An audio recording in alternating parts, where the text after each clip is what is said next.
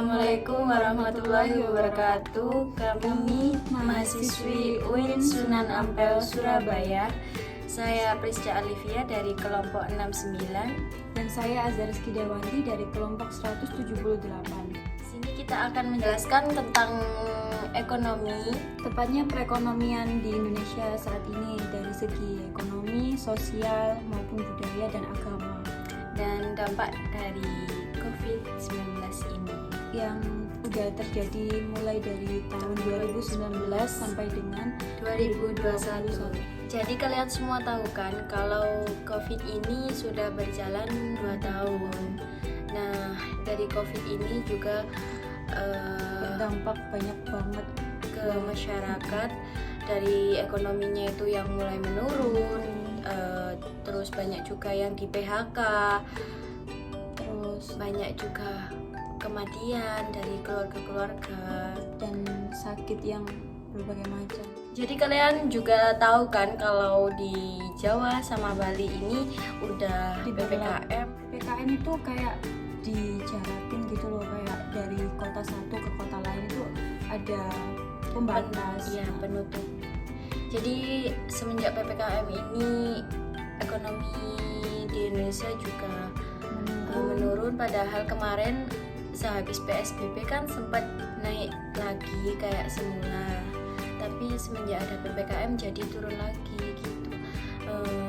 Juga sekarang restoran, tempat makan semuanya, bahkan warung-warung kecil juga nggak boleh dine-in, nggak boleh makan di tempat, nggak boleh makan di tempat. Jadi ya harus take away atau delivery. Benar-benar dijaga banget jaraknya. Bahkan sekarang aja jalan itu sepi banget, padahal dulu itu jam 8-9 itu masih ramai, dan sekarang itu sepi banget ya. Udah mulai PPKM tuh dimulai sekitar jam 5 atau jam 6 pagi sampai jam 8 malam. Kita akan menjelaskan tentang dari segi ekonomi, sosial dan agama. Dari segi sosial itu kita kan jadi nggak bisa bersosialisasi ke masyarakat. Itu pun bisanya itu lewat Zoom atau Jmeet gitu. Jadi juga kuliah kan udah ditutup dari lama. Bekerja juga work from home. Nah, jadi sekarang itu suasananya benar-benar nggak kondusif untuk saling bertemu atau tatap, jadi harus semua itu harus jaga jarak. Ya, apalagi kita kalau kelas sekarang via Zoom atau Jmeet itu jadi pelajarannya tuh nggak bisa masuk sesuai kayak kita kuliah offline gitu. Terus dari segi ekonominya sendiri juga ada kesulitan yang jadi pelonjakan ekonomi itu menurun banget drastis, dan dari segi ekonomi sendiri juga udah menurun drastis di Indonesia saat ini. Terutama kayak bantuan dari pemerintah itu untuk warga-warga masyarakat yang kurang mampu itu kayaknya masih kurang gitu loh, kayak bantuan itu nggak sampai masuk ke warga-warga yang di pelosok-pelosok.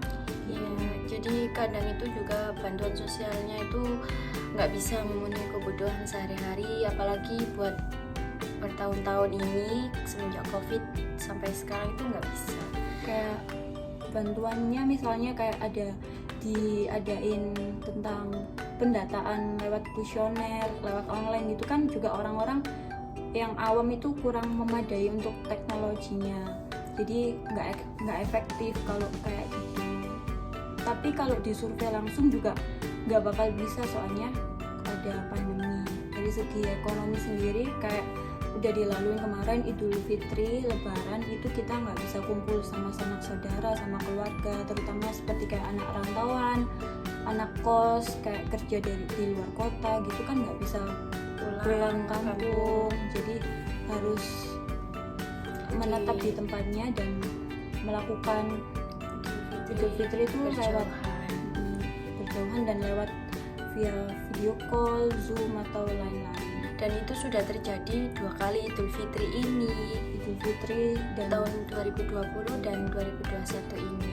Dan yang kemarin Idul Adha juga gitu dilakukan. ngelakuin PPKM seperti ini, jadi nggak bisa kumpul sama keluarga. Dan di masjid pun juga dijarain kan, kayak jaraknya minimal 1 meter. Terus kegiatan pengajian biasanya ibu-ibu atau bapak-bapak masjid itu juga ditiadakan Berhentikan. sementara.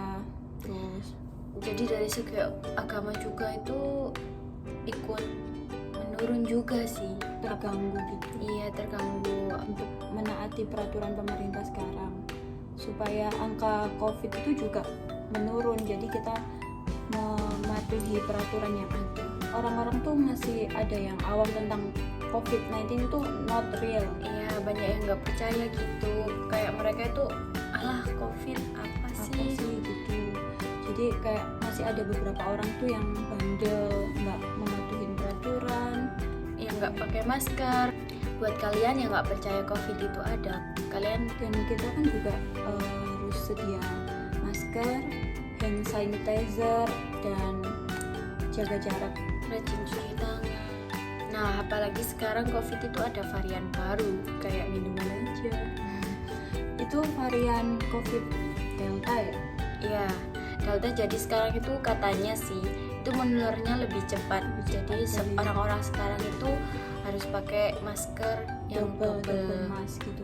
Kayak yang pertama masker medis, yang luarnya masker kain. Tuh.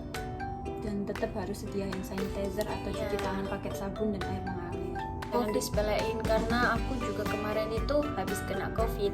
Itu benar-benar rasanya itu nggak enak banget. Kalian nggak bisa nyium, nggak bisa ngerasain makanan. Terus kalian juga bawaannya badannya nggak enak. Itu nanti itu jangankan kalian itu nanti setelah kena COVID itu kalian masih bisa kena lagi loh.